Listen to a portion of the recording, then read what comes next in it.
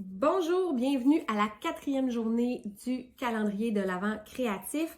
On est le 15 décembre et aujourd'hui, l'exercice que je te propose, c'est un exercice qui est plutôt dans la détente. On va être dans le dessin aujourd'hui. Alors, c'est vraiment un exercice que tu peux faire pour prendre le temps de juste relaxer, venir prendre une pause.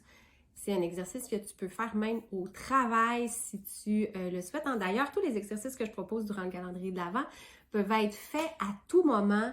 Vraiment, c'est selon ton horaire à toi, c'est de trouver le meilleur moment pour toi. Hein. Il n'y a pas de moment parfait. Alors, si tu as 10 minutes à ta pause le matin, puis c'est là que tu as le temps de les faire, go! Vas-y, fais-les là si c'est ton heure de lunch. Si c'est le soir avant de te coucher, c'est parfait aussi.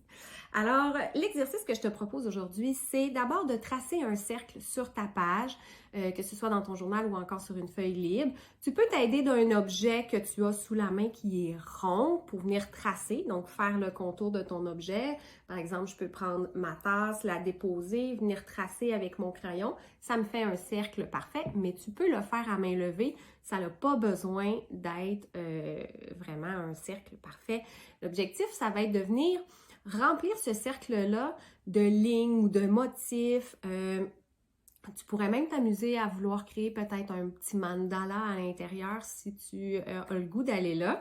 Mais c'est de venir doucement, vraiment tracer des lignes, le remplir. Tu peux diviser ton cercle en 2, en 3, faire des pointes de tarte puis remplir toutes les pointes de tarte d'une différente façon.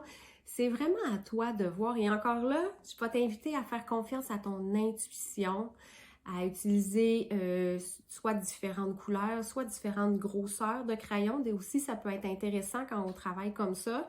Mais c'est encore une fois, si tu as juste un stylo, c'est juste de venir faire des lignes, des points, des cercles, de venir remplir des petits triangles, des petits carrés.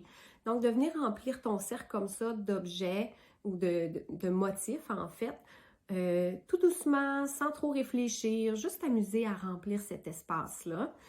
Encore une fois, sur la durée de l'exercice, ça peut être fait en 5 à 10 minutes. Plus tu vas prendre un cercle qui est grand, donc c'est sûr que si tu fais un grand cercle sur ta page, ça va être plus long à remplir que si tu fais un petit cercle sur ta page. Alors, à toi de voir combien de temps tu as pour faire cet exercice et de t'accorder la grandeur du cercle qui semble le plus juste pour toi. Et si jamais, quand tu t'installes pour faire cet exercice-là, tu n'as pas le temps de terminer, tu peux y revenir au cours de la journée, tu peux y revenir demain pour le compléter. Donc, c'est pas une finalité en soi si tu n'as pas le temps de le terminer aujourd'hui.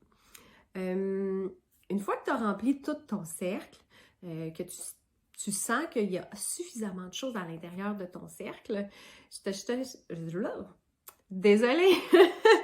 Ce que je t'invite à faire, c'est de venir écrire comment tu te sens.